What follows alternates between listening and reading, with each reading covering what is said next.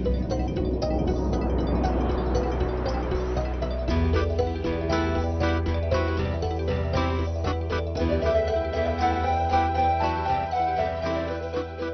দর্শক, মানসিক স্বাস্থ্য বিষয়ক অনুষ্ঠান মনোদর্পণ ভালো থাকুনে আপনাদের সবাইকে স্বাগত জানাচ্ছি। গত পর্বের ধারাবাহিকতায় এবারও আমরা প্রবীণ বা বয়োজ্যেষ্ঠদের মানসিক স্বাস্থ্য নিয়ে আলোচনা করব। দর্শক, প্রবীণ বা বয়োজ্যেষ্ঠদের নিয়ে আমরা খুব একটা কনসার্ন নই। আমরা ধরেই নিই যে বয়স হলে তো নানা ধরনের সমস্যা বা জটিলতা দেখা দিতেই পারে, এতে এত ভাববার কি আছে, যার ফলে বেশিরভাগ ক্ষেত্রেই বয়োজ্যেষ্ঠরা অবহেলিত হচ্ছেন, ক্ষতিগ্রস্ত হচ্ছে তাদের মানসিক স্বাস্থ্য। তাই আজকে কিভাবে তাদেরকে শারীরিক ও মানসিকভাবে সুস্থ রাখা যায় সেটাই আমরা আলোচনা করব। এই আলোচনায় অংশগ্রহণ করবেন বিশিষ্ট সাইকোলজিস্ট মোহাম্মদ আতিক সোবহান এবং একজন গুণী ব্যক্তিত্ব, ঢাকা বিশ্ববিদ্যালয়ের মনোবিজ্ঞান বিভাগের প্রাক্তন অধ্যাপিকা আমার ও আতিকের শ্রদ্ধেয়া শিক্ষিকা হামিদা আক্তার বেগম। হামিদা আপা 1941 সালে কুষ্টিয়া জেলায় জন্মগ্রহণ করেন। তিনি 1962 সালে দর্শন ও 1963 সালে মনোবিজ্ঞানে ঢাকা বিশ্ববিদ্যালয় থেকে ডাবল মাস্টার্স ডিগ্রি অর্জন করেন। পরবর্তীতে কানাডার ম্যানিটোবা ইউনিভার্সিটি থেকে আবার মাস্টার্স ও পিএইচডি ডিগ্রি লাভ করেন। আপা আসসালামু আলাইকুম, কেমন আছেন আপনি? ভালো আছি। আপা, আপনি তো শুনলেন যে আজকে আমরা বয়োজ্যেষ্ঠদের মানসিক স্বাস্থ্য নিয়ে কথা বলবো। তো এই প্রবীণদের মানসিক স্বাস্থ্যটা কেমন হওয়া উচিত বলে আপনি মনে করেন? অবশ্যই ভালো হওয়া উচিত, ভালো থাকা উচিত। সেটা কিভাবে? আমাদের যে universal declaration of human rights, তার 25 নম্বর আর্টিকেলেই তো আছে যারা বয়স্ক তাদের সহ সকলের কতগুলো মৌলিক অধিকার আছে। সেই অধিকারগুলো যদি আমরা পাই তবেই কিন্তু প্রবীণরা অন্যদের সাথে ভালো থাকতে পারে। সেই অধিকারগুলো হলো, আমরা জানি যে তাদের স্বাস্থ্য বা বাসস্থানের অধিকার, তাদের মেডিকেল কেয়ার এর সুবিধা, প্রয়োজনীয় সোশ্যাল সার্ভিসেস যেগুলো দরকার সেগুলো, রাইট টু সিকিউরিটি এগুলো বা নিরাপত্তার অধিকার, এই সব কিছুই কিন্তু অন্যদের মতো প্রবীণদেরও দরকার এবং মানে ইনশিওর করতে হবে, প্রবলভাবেই দরকার আসলে। এবং সেটাকে যদি আমরা দিতে পারি প্রবীণদের, তবেই কিন্তু তাদের মানসিক স্বাস্থ্য রক্ষা সম্ভব। এই প্রবীণ বা বয়োজ্যেষ্ঠ আমরা কাদেরকে বলছি? 65 এর ঊর্ধ্ব যারা প্রবীণ বা বয়স্করা আসলে ইদানিংকালে দুই ভাগে ভাগ করা হয়। আবার ইয়াং ওল্ড কতজন আছে যারা 60 বছর থেকে শুরু করে 70-এর নিচ পর্যন্ত, মানে अराउंड 70 যারা আছেন, এবং তার ঊর্ধ্বে যারা, তাদেরকে আমরা বলতে পারি প্রবীণতর বয়স্ক ব্যক্তি। যারা 60 ইয়ার্সে, আজকাল আমরা জানি যে 60 ইয়ার্সের পরে কিন্তু অনেক কর্মক্ষম থাকে তাদের যে সমস্ত চাহিদা আছে, নিশ্চয়ই 70-এর পরে যারা আছেন বা 75-এর পরে যারা আছেন তাদের চাহিদাগুলো অনেকাংশেই তফাৎ হয়। যেমন স্বাস্থ্যগত দিকটা অনেক বেশি প্রয়োজন হয়ে পড়ে যারা নাকি, কারণ বয়সের সাথে সাথে প্রকৃতি স্বাভাবিক নিয়মে তো সেই সমস্যাগুলো দেখা যায়। সেটাই। তো ধন্যবাদ আপা। আতিক, এই যে প্রবীণ বা বয়োজ্যেষ্ঠ আমরা যাদেরকে বলছি, তাদের সাধারণত কি ধরনের মানসিক সমস্যা হয়? আপার কথা থেকে আমি নেই, যেমন শারীরিক একটা সমস্যা তো হবেই, যেহেতু তার বয়স বাড়ছে, তার যে অঙ্গ প্রত্যঙ্গের যে ইয়েগুলো শারীরিক, এই প্রবলেমগুলো হবে। মানসিক সাইডটাই যেটা সবচেয়ে বড় প্রবলেম, ওদের ভুলে যাওয়ার ব্যাপারটা। আচ্ছা আচ্ছা। এইটা আর একটা হয় কনফিউশন হয়, কনফিউশনটা খুব বেড়ে যায়, তাদের মধ্যে ইরিটেবিলিটি দেখা দেয়, তার মধ্যে অনেক অ্যাগ্রেশন দেখা দেয়, রাগ হয়ে যায়, সবচাইতে বিরক্তি ভাবটা চলে আসে। সবচাইতে উল্লেখযোগ্য যে জিনিসটা, তারা কিন্তু এই কারণগুলোর জন্য নিজেকে অনেক একা মনে করে, লোনলিনেসটা করে, এবং নিজেকে সব সমাজের, ফ্যামিলির সবার কাছ থেকে নিজেকে সে সরিয়ে ফেলে। এই সিমটমটা তার জন্য অত্যন্ত ক্ষতিকর। এবং যেহেতু সে ভুলে যাচ্ছে, সে ভাবছে, ভুলে যাওয়ার ব্যাপারটা যে ডিমেনশিয়া যেটা আমরা শুনি, এটা কি সেটাই? এটা ভুলে যাওয়ার মধ্যে আরো অনেক ক্লাসিফিকেশন আছে। কমন ডিমেনশিয়া, এটা কিন্তু ভালো হওয়ার কিছু নাই। এটা এমন একটা রোগ, এটা প্রোগ্রেসিভ, এটা তার ব্রেন সেলগুলো ডিজেনারেট করছে। তো এটা কিন্তু এখানে মানে বয়সের সাথে সাথে এক্স্যাক্টলি তার যে ক্ষয়ের কারণে কিন্তু সে ভুলে যায়, এবং বিশেষ করে তার যে অনেক পুরনো স্মৃতি, এগুলো যখন আস্তে আস্তে ভুলে যায়। আবার আর্লি স্টেজ যেটাকে আমরা ডেলিরিয়াম বলি, সেখানে কিন্তু ওরিয়েন্টেশনটা লস হয়ে যায়, সেটা আচ্ছা যেমন আচ্ছা, তার তো একটু বলো যেমন ওরিয়েন্টেশনের ওরিয়েন্টেশন ব্যাপারটা। বলতে বুঝতে ওনারা ভুলে যায় এখন কোন সালে আছে, আচ্ছা আচ্ছা, দিনক্ষণ, মানে এই দিন, জিনিসটাও ভুলে যায়। এবং এই সিমটমটা অনেকের আর্লি অনসেটও হতে পারে। আচ্ছা সেক্ষেত্রে আমরা একটা আমাদের DSM-4 এ ব্যান্ড বেঁধে দেওয়া আছে, যদি এই সিমটমস গুলা কারোর মধ্যে মোর দেন 6 মান্থ পারসিস্ট করে, তাকেই বোঝা যাবে যে সে কিন্তু ডায়াগনোজড অ্যাজ এ মানে এই মেন্টাল ডিসঅর্ডারটা তার মধ্যে তার আছে মধ্যে আছে। অলরেডি। এমনি বয়স্ক লোকের ভুলে যেতেই পারে, তার মানে যে তার ডিসঅর্ডার হয়ে গেছে তা কিন্তু না। তা নয়। তুমি ওটাই যেটা বলেছো খুব ইম্পর্টেন্ট একটা পয়েন্ট, যে 6 মাস যদি পারসিস্ট করে তখনই কিন্তু আমাদেরকে অ্যাওয়্যার হতে হবে যে তাহলে বোধহয় ওনার কোনো সিরিয়াস মানে মেন্টাল ডিসঅর্ডারে চলে এবং গেছে। তাছাড়াও অনেকগুলো টেস্ট করা যেতে পারে, যদি কেউ সন্দেহ করেই বসে যে হ্যাঁ আমি কি আসলে সাফার করছি কিনা, ডিমেনশিয়া ভুগছে কিনা, সেক্ষেত্রে টেস্ট করা যেতে পারে, তার মেমোরি টেস্ট করা যেতে পারে, মেমোরি টেস্ট তার করা যেতে মেমোরি পারে। টেস্টের মধ্যে তার আইকিউ টেস্ট করা যেতে পারে।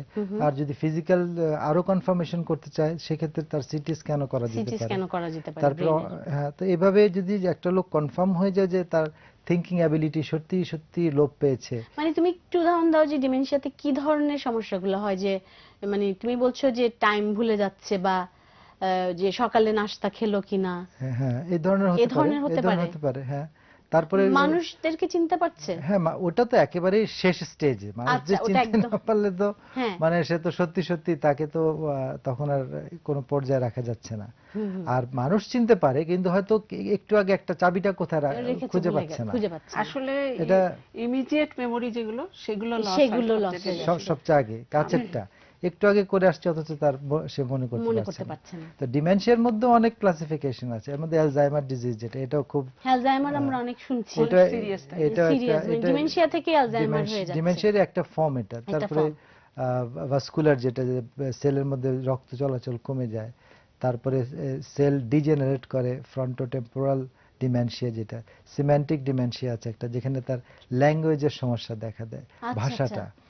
সর্বোপরি তার যে একটা মানুষের যে এক্সিকিউটিভ ফাংশনিং, এই ফাংশনিং গুলো যখন তার মধ্যে লোপ পায়, তখনই বোঝা যায় যে সে কিন্তু আর আগের অবস্থানে, তার he needs some assistance, medical care আর হোয়াট এভার ইট ইজ।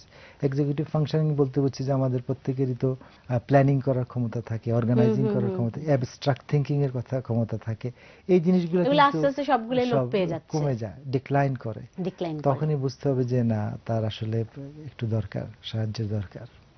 তো ধন্যবাদ আতিক আপা। আপনি কি আমাদেরকে একটু বলবেন যে আতিক তো এই যে মানসিক বা শারীরিক যে সমস্যাগুলোর কথা বললো, যে এই প্রবীণ বা বয়োজ্যেষ্ঠদের, তো আপনি তো একজন সোশ্যাল সাইকোলজিস্ট, তো সেই হিসাবে আপনি একটু বলবেন যে তাদের কি ধরনের সামাজিক সমস্যাগুলো কি ধরনের হতে পারে। বৃদ্ধকালে বা প্রবীণদের কথা যেটা আমরা বলছি, এটা কিন্তু একই রকমের সমস্যা সবার হয় না, সবার হয় না, স্টেজ বাই স্টেজ এটা ডিফারেন্ট হয়। তাছাড়াও বিভিন্ন আর্থসামাজিক অবস্থা অনুসারে কিন্তু সমস্যার ধরনেরও কিন্তু পার্থক্য হয়, সমস্যার ধরন। এমনি হেলথের ব্যাপারটাকে যদি সাধারণভাবে হেলথের ব্যাপারটা দেখি, শারীরিক, তারপরে শারীরিকের সাথে আবার জড়িত রয়েছে মানসিক, তারই সাথে জড়িত রয়েছে সামাজিক। সামাজিক বলবো না, এটাকে বলবো মনোসামাজিক। আসলে এগুলো তো একটাকে আলাদা করা যাবে না, ওতপ্রোতভাবে জড়িত। হ্যাঁ হ্যাঁ। তো এই সংক্রান্ত আমি একটা রিসার্চ করেছিলাম, এটা ছিল লেট 90s-এ। এখন প্রেক্ষাপট অনেকটাই আলাদা, বয়োজ্যেষ্ঠদের নিয়ে, এবং এটা ছিল মহিলাদের উপরে। তবে মহিলা পুরুষ উভয়কেই মনে রেখে আমরা দেখি কতগুলো কমন যেগুলো যদি একটু বলতেন আপা, স্বাস্থ্যগত বা মানসিক সামাজিক এগুলো হয়, যেগুলো দেখা গেছে শারীরিক সমস্যার মধ্যে তাদেরকে যখন জিজ্ঞাসা করা হয়েছে, অধিকাংশ বলেছে চোখের সমস্যা। প্রায় 78% তারা বলছে চোখের সমস্যা, দাঁতের সমস্যা, তারপরে কানের সমস্যা, কানে কম শুনতে কম পায় আসলে, এবং ঘুমের সমস্যা, ঘুমাতে পারে না প্রায়ই দেখা যায়। এমনিতে আতিক এই বয়সে মানে কতটুকুন ঘুম তাদের জন্য? 60 প্লাসের পরেই 4 ঘন্টার বেশি কেউ পারবে না ঘুমাতে, চাইলেও পারবে না। 4 ঘন্টা যদি সাউন্ড স্লিপ হয়, সে তার একটা হেলদি স্টেজ। হ্যাঁ, আচ্ছা আচ্ছা। যেমন ডিমেনশিয়ার কথাতেই যখন উঠলো, আমি জানি একজনকে যার ওরিয়েন্টেশন সাংঘাতিক ভাবে, সে বাইরে বেরোলে তারপরে আর ফিরে আসতে পারে না। সেই ব্যক্তি এক সময়ে ম্যাট্রিকে ফার্স্ট হয়েছিল, ইন্টারমিডিয়েটে স্ট্যান্ড করেছিল, বোধহয় সেকেন্ড হয়েছিল এরকম, এবং একজন ইঞ্জিনিয়ার, প্রফেশনাল ইঞ্জিনিয়ার। থাকে কিন্তু একটা উন্নত দেশে কানাডাতে বসবাস করে, কিন্তু তার ডিমেনশিয়া হয়েছে, যেটা আমরা আলাপ করলাম হয়েছে, এবং সে মাঝে মাঝে এমন হয় ভাষা একদম ভুলে যায়, কিভাবে ইংরাজিতে যে লিখতে হয় সেটা ভুলে যায়। এই কথাগুলো আমার মনে হচ্ছিল যখন আতিক যখন ডিমেনশিয়ার কথা বলছিল, মানে এটা দেখলে অবাক লাগে, এবং তার আত্মীয় স্বজন, তারা নিকটজন, তারা কান্নায় ভেঙে পড়ে যে এত মেরিটোরিয়াস, এত একটা মানুষ বিশ্বাস করতে পারে না যে কিভাবে এরকম হয়ে যায়, কিন্তু এর মানুষেরই হয়। এটা অনেক সময় হয়ে থাকে ডিজেনারেটিভ কতগুলো ডিজিজের জন্য। আবার ডিজেনারেশন যে বলবো সবসময় কিন্তু তা হয় না। রিসেন্ট যে সমস্ত রিসার্চ হয়েছে, 2007 সালেও যে সমস্ত রিসার্চ হয়েছে, তাতে দেখা যাচ্ছে যে ব্রেনের সেলগুলো কিন্তু কন্টিনিউয়াসলি চেঞ্জ হতে থাকে, কন্টিনিউয়াসলি চেঞ্জ হয়, এবং নতুন নতুন নিউরন কিন্তু আসছে, এবং রিঅর্গানাইজেশন হচ্ছে নিউরনগুলোর। এবং এটার থেকে কিন্তু আমরা একটা আশাবাদ পাই, আশার দিক দেখতে পাই, আলোর দিক দেখতে পাই, যে অ্যালজাইমার্স ডিজিজের মতো ডিজিজ, যেখানে নাকি loss of memory with profound changes in the bodily functions সেটা হয়, সেখান থেকে বোধহয় উত্তরণের একটা পথ আমরা পেয়ে যাব। 2007 সাল মানে বেশ রিসেন্ট গবেষণায় দেখা যাচ্ছে। এবং আরো এর সাথে বলা চলে, এর সাথে আমি কতখানি অ্যাক্টিভ থাকবো সেটা কিন্তু ওতপ্রোতভাবে জড়িত। কারণ ব্রেনটা যদি কেউ চর্চা করে তাহলে কিন্তু ওই যে নিউরাল ডিজেনারেশনটা তখন বিঘ্নিত হয়, তার মানে ডিজেনারেশন হয় না। এই জন্য এটা কিন্তু মানসিক স্বাস্থ্য সেবা যারা দেন তারা সবসময় বলে অ্যাক্টিভ থাকা। এবং আমরা নিজেরাও দেখেছি যারা নাকি রিটায়ারমেন্টের পরে একদম বসে যায়, তাদের কিন্তু তাদেরকে সম্ভাবনা বেড়ে থাকে ডিটোরেট করার। অনেকে দেখা যাচ্ছে বেড রিডেন হয়ে যেতে পারেন। যারা নাকি অ্যাক্টিভ থাকে তারা কিন্তু অনেক সুস্থ থাকে, কাজে ব্রেনটাকে চর্চা করতে দিতে হবে আর কি। সবকিছু কি না হলে তো জং ধরে যায়, যেরকম সেরকম অনেকটাই শারীরিক যেরকম হাঁটা চলা করা, এগুলো রাখলে অনেকদিনি কর্মক্ষম থাকা যায়। তো কাজেই যদি কাজ করে তাহলে হয় কি ওর জন্য তার শারীরিক চলাফেরাও হয়, ব্রেনের চর্চাও হয়, এই সমস্ত জিনিস যদি হয় তাহলে ডিজেনারেশনটা অনেক কমতে পারে। আর সামাজিক সমস্যা, আমাকে তুমি প্রশ্ন করলে সামাজিক সমস্যা, এই শারীরিক অক্ষমতা যদি আমাদের পেয়ে বসে, এবং এই অক্ষমতাটার সাথে আমি কোন সমাজের কোন স্তরে রয়েছি, অর্থনৈতিক অবস্থা আমার কেমন, এটা কিন্তু ওতপ্রোতভাবে জড়িত। এই দুটো মিলে কিন্তু আমার মানসিক এবং সামাজিক অবস্থার নিরূপণ হয়। যেমন ধরো সামাজিক যে সমস্ত সমস্যা, বেশিরভাগই প্রবীণ আমাদের মতো, তো প্রবীণ হিসাবে আমি অনেক আমার বন্ধু বান্ধবের চাইতে অনেক ভালো আছি, অনেক ভালো আছি। হতে পারে যে আমি হয়তো কাজের মধ্যে আছি সেই জন্য ভালো আছি, আমি ইয়াং ব্লাডের সাথে থাকি, আমি ছাত্রদের পড়াই, কাজে তাদের সাথে আমার সাহচর্য আমাকে মনোবল দেয়, তাই না? এই জিনিসগুলো আছে সামাজিক, এই জিনিসগুলো কিন্তু অত্যন্ত সুফলদায়ক, এটা আমাদের সবসময় মনে রাখা দরকার। তো সামাজিক সমস্যা যাদের হয় তারা বলে যে তাদের সোশ্যাল কন্ট্যাক্ট রাখার অসুবিধা। আমার রিসার্চেও আমি দেখেছি যে আমি যেতে চাই আমার এক বন্ধুর বাসায়, বা আমার মেয়েকে দেখতে যেতে চাই, কিন্তু আমি যেতে পারি না। একজন বয়স্ক মহিলা বলছেন, কেন যেতে পারি না? তার কারণ আমার ছেলেরা যেতে দেয় না, ছেলেরা যেতে দেয় না। তুমি কি একা একা যাবে, কোথায় পড়ে যাবে, কিন্তু তো আমি নিয়ে যাব, তারপরে সে কখন নিয়ে যাবে, তারপরে আমি যেতে পারবো, সেটা নিজের ইচ্ছা মতন তো পাচ্ছি না। এই যে একটা নির্ভরশীলতা, এটা কিন্তু কি সম্পূর্ণ কি সামাজিক? সম্পূর্ণ সামাজিক না, নির্ভরশীলতা বোধটা আছে ওটা মানসিক, কিন্তু কারণটা হচ্ছে সামাজিক কারণে হচ্ছে, তাই না? এই কারণে ওটা কেউ না নিয়ে গেলে যেতে পারছে না, ইচ্ছা হলেই যেতে পারছে না। বন্ধুর অভাব, এটাও কিন্তু আমাদের রিসার্চে আমরা দেখেছি। এবং এই সবকিছু মিলে একটা তাদের মনে হয় যে সবাই আমাকে নেগলেক্ট করছে, অবহেলিত হওয়ার বোধ একটা জন্মায়। অবহেলা সত্যিকার অর্থে সবাই করছে কিনা জানি না, কিন্তু সে বোধ করে, বোধটা কাজ করছে তার ভিতরে। এই বোধটা তো মনোসামাজিক, তাই না? কারণ বোধটা আসছে সে নিজের প্রতি যখন তাকাচ্ছে যে I am no more active, আমি আগে যে রোল প্লে করতাম, আমি যে সংসারের কর্ত্রী ছিলাম, আমি এখন আর সেই সংসারের কর্ত্রী নেই। তাই আমি সেই কারণেই হয়তো আমি যেটা বলছি সঙ্গে সঙ্গে সেটা ওরা করছে না, ওরা একটু বিলম্ব করছে, হয়তো গুরুত্ব দিচ্ছে না। হয়তোবা ওদের সত্যিই কোনো কারণ আছে, কিন্তু এটা কিন্তু একটা যে বয়স্ক ব্যক্তি তারও কিন্তু সাইকোলজিক্যাল কারণে এটা হয়। সবসময় অন্য পক্ষকে বললে হবে না, দুই দিকেই আছে। তো সেই কারণেও কিন্তু একজন মানুষ যদি কর্মক্ষম যতক্ষণ থাকতে পারে, যদি কর্মক্ষম নিজেকে রাখতে পারে, তাহলে এই ধরনের অভিমান যেগুলো আর কি, সেগুলো বোধহয় কম আসবে, আমার ধারণা এটা। সেই অভিমানগুলো কম আসবে। কাজে আমি অবহেলিত হচ্ছি, ওরা আমাকে অবহেলা করছে, এটা চাইতে সে ঘুরে আবার ফিরে একটু চিন্তা করবে যে সত্যি সত্যি কি ওরা আমাকে নেগলেক্ট করছে।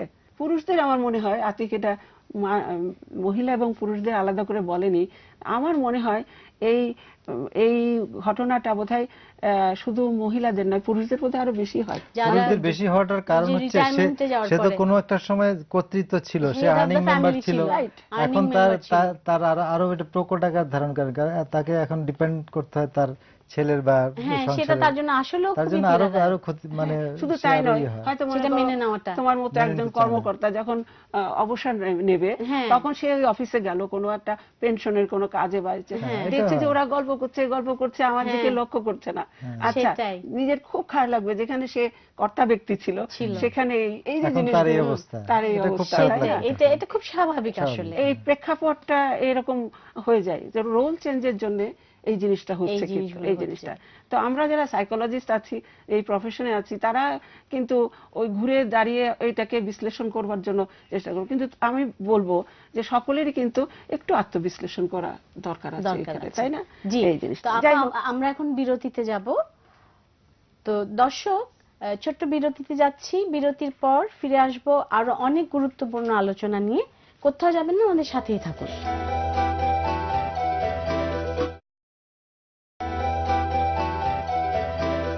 বিরতির পর ফিরে আসলাম।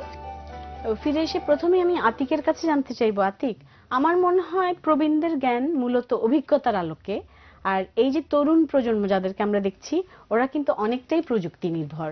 তো একদিকে অভিজ্ঞতা, আরেকদিকে প্রযুক্তি, এই ব্যাপারে তোমার কি অভিমত?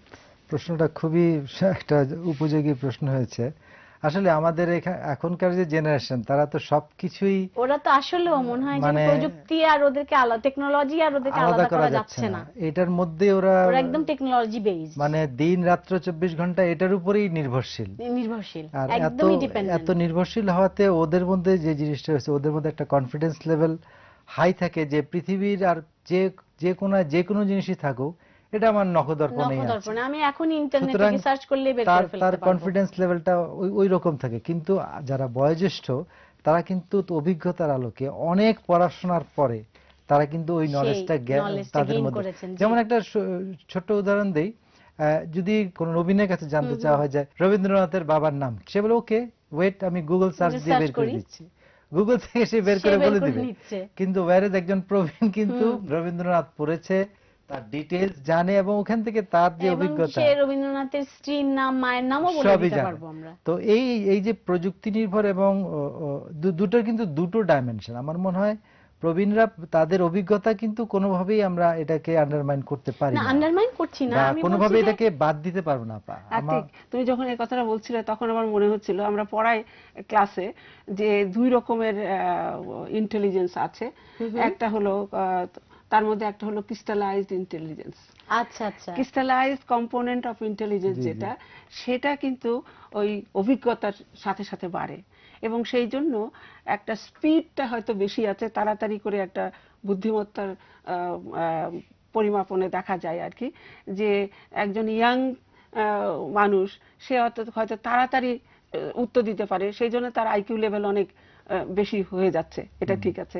কিন্তু যখন সমস্যা সমাধানমূলক কোনো সমস্যা থাকছে, তখন কিন্তু এই ক্রিস্টালাইজ অভিজ্ঞতার আলোকে সে অনেক স্ট্র্যাটেজি দিতে পারবে। যেমন আপা, যদি আমি একটু এখানে যদি আপনার সাথে অ্যাড করি যে লাইক একটা পরিবারে যে একজন বয়োজ্যেষ্ঠ থাকে না, আমাদের যদি পরিবারে কোনো সমস্যা আসে, তখন কিন্তু আমরা তার কাছে যাই, এই কারণেই যাই, সেই অ্যানালাইসিসটা তখন অভিজ্ঞতার আলোকে দিতে পারে। যেমন এমনকি দেশের ক্রান্তি লগ্নেও আমরা দেখতে পাই যে সবসময় বয়োজ্যেষ্ঠ প্রবীণ যারা আছেন তাদের কাছেই কিন্তু যাওয়া হয়, ক্রান্তি লগ্নে আমরা কি করব, তাদের কাছ থেকে অ্যাডভাইস চাওয়া হয়। হ্যাঁ হ্যাঁ হ্যাঁ, টেকনোলজি আমাদের মতো প্রবীণ যারা, তাদের জন্য কিন্তু অপরিহার্য, এবং সেটা আমাকে দিতে হবে, অ্যাক্সেস টু টেকনোলজি। এটাও মানে কিন্তু তাহলে তো ভবিষ্যতে বেশি যখন আমরা বলবো আতিক কিন্তু তুমি আপা এই যে টেকনোলজির কথাটা আপনি হয়তো অনেক প্রোগ্রেসিভ মাইন্ডেড দেখে নিচ্ছেন, অনেক প্রবীণরা কিন্তু ভয়ে কিন্তু এটার কাছে মানে যেতে চায় না, কম্পিউটার নিতে চায় না, তারা একটা ধরবেন রেজিস্ট্যান্স বা একটা resistance আছে। এইটা এটা এটা কিন্তু তো থাকে। পাচ্ছেন না তারা। হ্যাঁ। তারা তো ওটার সাথে অত পরিচিত নন বা অভ্যস্ত নন। অভ্যস্ত আপনি- নন, কিন্তু অভ্যস্ত করানোর জন্য একটা যদি আমরা প্রয়াস নিই তাহলে এই কিন্তু প্রয়াসটা আতিক তুমি বলো না, একটু এই আসলে আপা প্রয়াসটা যেরকম কিভাবে নেওয়া যায়? মানে খুব প্রোগ্রেসিভলি অ্যাকসেপ্ট করে নিল যে হ্যাঁ, উনি তো এখনো আমাদের নিতে শিক্ষকতার হবে, সাথে আছেন। এই অ্যাকসেপ্টেন্সটা কিন্তু অনেকের প্রবীণের মধ্যে নাই। আমার দেখা যায়। সে বলে যে আমার তো জীবন পার করে এসেছি এটা ছাড়াই, কম্পিউটার এটা ছাড়াই, ছাড়াই এখন আমি আর এটা কম্পিউটার এটা শিখবো শিখে না। কি করব আমি? এই একটা রেজিস্ট্যান্স আমরা কিন্তু দেখি। এটা যদি আমরা করতে পারি এবং এটা তাহলে না, তো খুবই ভালো আমি বলি হতো। একটা পরিবারে একজন বৃদ্ধ বা বৃদ্ধা আছে, তার নাতি বা নাতনি কিন্তু নানা নানি বা দাদা দাদিকে বলতে পারে আসো দেখো কিভাবে করে, এবং এই জানালাটা যদি খুলে দেওয়া যায় তাহলে এটাকে আমরা বলছি অ্যাক্সেস টু টেকনোলজি। এই জানালাটা খুলে গেলে তার অনেক, তার পৃথিবীটা মানে তার ভরে যাবে। ওই অভিজ্ঞতার সে যে- সাথে আপনি সে যে crystallize নির্ভর যেটাকে করবে বলেছেন। যে আমার ছেলে কখন আমাকে কোথায় নিয়ে যাবে, তারপর আমি বন্ধুর বাসায় যাব। Whereas আমার নাতি যদি দেখিয়ে দেয় এইভাবে ফেসবুক ওপেন করতে হয়, তাহলে কিন্তু আমি এবং ফেসবুকে সারাদিন কাটানো যায়। ফেসবুকে একদম, সারাদিন কাটিয়ে দিতে তখন হবে। আর ওই যে সমস্যাগুলো প্রবীণরা ফেস করে তার একটা সমাধান পেয়ে গেলাম। অনেক সময় ওদের ভিতরে এই প্রবণতাটা দেখা যাচ্ছে যে লাইক অ্যাটিটিউড, যে আমরা তো অনেক কিছু জানি। তা আমি সেই জিনিসটা আসলে একটু তোমার কাছে জানতে আসলে চাইছিলাম। অনেক সেই কিছু ব্যাপারটা। জানি কিন্তু ওই যে অভিজ্ঞতার জায়গাটা তো সে জানছে সে যে না। পাচ্ছে না। একটা স্টেজে গিয়ে ওই- কিন্তু তার ওই অ্যানালাইটিক এবিলিটিটা থাকবে না। কারণ তার তো লাইফ স্প্যান কম, কম। তার অভিজ্ঞতা কম। অভিজ্ঞতা কম, definitely সে তো কম। সময়টা পার করেনি। পার করেনি, সেটাই। ওটার জন্য অপেক্ষা করতে হবে, না, অভিজ্ঞতাটার সে একটা সবকিছু আসলে স্পেস এই তরুণ থাকবে। প্রজন্ম সবকিছুই রেডিমেড পেয়ে যাচ্ছে। কিন্তু আমরা আগে যেমন মেন্টাল ম্যাথস করেছি, আমরা ক্যালকুলেটর তো ছিল না, তো ওরা কিন্তু মেন্টাল ম্যাথস পারে না আপা। আমি দেখেছি আমার এখন বাচ্চাদেরকে। কিন্তু এখন উন্নত বিশ্বেও কতগুলো পদ্ধতি শিখছে, যেমন চাইনিজ কতগুলো আছে, Quiz। ট্র্যাডিশনাল যে আচ্ছা, পদ্ধতিগুলো আসছে সেটা কিন্তু চলে এসেছে, Mathematics। এবং এটা মেন্টাল ম্যাথ করে কিন্তু। হ্যাঁ, না। এটা কিন্তু আবার আসছে, রিভাইভ করছে। হ্যাঁ, রিভাইভ করছে কেন? যেহেতু দেখা যাচ্ছে আসলে এটা মেন্টাল benefit আছে ম্যাথসটা, সেজন্য। এটার বেনিফিট আছে আসলে। Benefit আছে। তো এখন আমি জানতে চাই বাবা, তরুণ প্রজন্ম তো ওরা তো ভীষণ ব্যস্ত, তো সেক্ষেত্রে আবার আমরাও কিন্তু আমরা ইন বিটুইনে আছি। আমরা যদি তিনটা জেনারেশন ভাগ করি, আমাদের আগের জেনারেশন, আমরা, আমাদের পরের প্রজন্ম, সেক্ষেত্রে আমরাও কিন্তু এখন অনেক ব্যস্ত। তো সেক্ষেত্রে আমরা প্রবীণদের ওনাদের প্রতি যে আমাদের দায়িত্ব বা কর্তব্য, ওনাদের খোঁজ খবর রাখা, সেটা আমরা কিভাবে পালন করতে পারবো আপা? সেখানে আপনি যদি মানসিক সমস্যাগুলোও নিয়ে আসেন তাহলে। হ্যাঁ, মানসিক সমস্যাগুলো আমি একটুখানি বলে তারপরে ওখানে আসি। হ্যাঁ, ঠিক আচ্ছা, আছে আপা। সেটা হলো আমরা দেখেছি আমাদের ওই রিসার্চে যে ভবিষ্যতের কথা বেশি চিন্তা করে। আচ্ছা আচ্ছা, এটা যে কিন্তু এরপরে কি হবে, কি হতে যাচ্ছে, আমার আমি ভবিষ্যৎ কিভাবে কি? মারা যাব, বা আমাকে কে দেখবে, এই যে একটা ভয় ভীতি ভীতি কাজ করে তাদের এই ভিতর। জিনিসটিকে কিন্তু সাংঘাতিক একটা দেখা গেছে। এটা সবাই বলেছে। তো আমরা যখন তাদের ব্যস্ততার কারণে তাদের খোঁজ খবরও রাখতে পারছি না, তখন তো সেটা আরো প্রকট হচ্ছে হ্যাঁ, যে সেটা ঠিক। কেউই তো তারপরে আমাকে সেভাবে আরো দেখাশোনা কতগুলো করছে না। জিনিস আছে। ভয় যখন বললে, মৃত্যু ভয়, মৃত্যু ভয়, এটাও কিন্তু আমি আমাদের রিসার্চেও দেখেছি যে মৃত্যু ভয়টা অস্থিরতা, অস্থিরতা খুব অস্থির, কেন অস্থির সে জানে না, কিন্তু তার মধ্যে একটা অস্থিরতা দেখা যাচ্ছে, কাজ করছে। মৃত্যু ভয় কাজ করছে। ব্যাক অফ মাঝে দা মাঝে- মাইন্ডে যে আমার তো বয়স হচ্ছে, এরপর কি, হোয়াট নেক্সট, হ্যাঁ। এরপর তো মৃত্যু, তারপর জীবনটা একঘেয়ে লাগছে, একঘেয়ে লাগছে। একঘেয়েমি, এটাও কিন্তু একটা সমস্যা। একাকিত্ব বোধ, একাকিত্ব বোধ। লোনলিনেস, সে লোনলি ফিল করে। ওই যে ইয়াং পিপলদের কথার সাথে রেলেভেন্স রয়েছে এই একাকিত্ব বোধের, কারণ অন্যরা সবাই ব্যস্ত, সব কাজে ব্যস্ত, কাজেই যে যার কাজে ব্যস্ত। ওই বৃদ্ধ বা বৃদ্ধা মহিলা, ওনার সে কোনো কিন্তু কিছু করার প্রায়োরিটি নেই। পাচ্ছে না, তার কিছু করার নেই। এবং এই একাকিত্ব ঘোচানোর জন্যই আমি বলছিলাম যে টেকনোলজিতে যদি আমি তাদেরকে অ্যাক্সেস করে দিতে পারি কোনোভাবে, সে নাতি নাতনির মাধ্যমেই হোক বা ফর্মালাইজড কোনো প্রসেসেই হোক, তাহলে কিন্তু এই একাকিত্ব বোধটাও কিন্তু প্রশমিত হবে। আজকাল তো আমরা বৃদ্ধাশ্রমের কথা শুনছি, তো বৃদ্ধাশ্রম কি একটা অপশন হতে পারে? আমি মনে করি না। একাকিত্ব বোধের কথা যদি বলা যায়, তাহলে যেটা দরকার সেটা হলো আমাদের সময় দিতে হবে সেই ব্যক্তিকে যে নাকি জীবন সায়ান্নে আর কি পা দিয়েছে, তাদেরকে জন্য একটু সময় দিতে হবে। এবং এখানে হলো একটা প্রায়োরিটি দিতে হবে, তার চাহিদার একটা প্রায়োরিটি দিতে হবে। আমরা অনেক সময় সেই প্রায়োরিটি দেওয়ার কথাটা ভুলে যাই, অন্য জিনিস এত বেশি ইম্পর্টেন্ট হয়ে পড়ে যে তার দিকে যে একটা অ্যাটেনশন দিতে হবে আমাদেরকে, তাকে ইম্পর্টেন্স গুরুত্ব দিতে হবে, সেটাই ভুলে যাচ্ছি আমরা। এই জন্য একাকিত্ব বোধটাকে ঘুচানোর জন্য কতগুলো সাজেশন আমি দিতে পারি। যেমন এটা রাষ্ট্রীয় পর্যায়ে, এনজিও পর্যায়ে এবং পারিবারিক পর্যায়ে বিভিন্ন ব্যবস্থা আমরা নিতে পারি। রাষ্ট্রীয় পর্যায়ে এমন হতে পারে যে কতগুলো ইনস্টিটিউশন যদি আমরা গড়ে তুলতে পারি যেটা রিক্রিয়েশনাল ফ্যাসিলিটি দিবে। আচ্ছা, সেখানে যদি অ্যাক্সেস থাকে, এই বয়স্ক ভদ্রলোক বা বয়স্ক মহিলা ক্লাবের মতো তারা ওখানে গেল, কিছুটা সময় কাটালো, ব্যাপারটা একঘেয়েমিটাও চলে যাবে, একাকিত্ব বোধও চলে যাবে, অন্যের সাথে অ্যাসোসিয়েট করা। অনেক আড্ডা, আমরা বাঙালিরা বিশেষ করে আড্ডা দিতে ভালোবাসি, তাই না? তো সেইখানে আমরা যদি একত্র বসার সুযোগ পাই, সমবয়সী যারা আছেন ওনাদের কন্টেম্পোরারি সবাই শেয়ার করলেন একজনের সাথে। তারপরে পারিবারিক পর্যায়েও আমরা দেখি যে আগে একটা ছিল, ঠাকুরমার ঝুলি পরি আর যাই পরি না কেন, নাতি নাতনিরা দাদা দাদি নানা নানি এদের সাথে খুব সাহায্য দিত। এই ছেলে বা ছেলের বউ হয়তো বা ব্যস্ত আছে, কিন্তু এই যে একটা ক্লোজ রিলেশনশিপ, এটা কিন্তু উভয় পক্ষের জন্যই ভালো, খুবই ভালো। যেমন যারা বয়স্ক তারা কিন্তু তাদের কিন্তু রিক্রিয়েশন হচ্ছে, তাদেরও কিন্তু জ্ঞান বৃদ্ধি হচ্ছে অনেক। আমি যেমন একটু আগে বললাম যে টেকনোলজির সাথে যে হওয়া, পরিচিত হওয়া, একটা ইন্টারচেঞ্জের মতো। এই প্রজন্ম তাদেরকে ওটা দিচ্ছে না, আবার ওনারা ওদেরকে অভিজ্ঞতাটা দিচ্ছে। তো কাজে এরকম না যে বয়স্ক হয়ে গেলে তাদের টেকনোলজির প্রতি অনীহা হয়, আমি এটা বিশ্বাস করি না।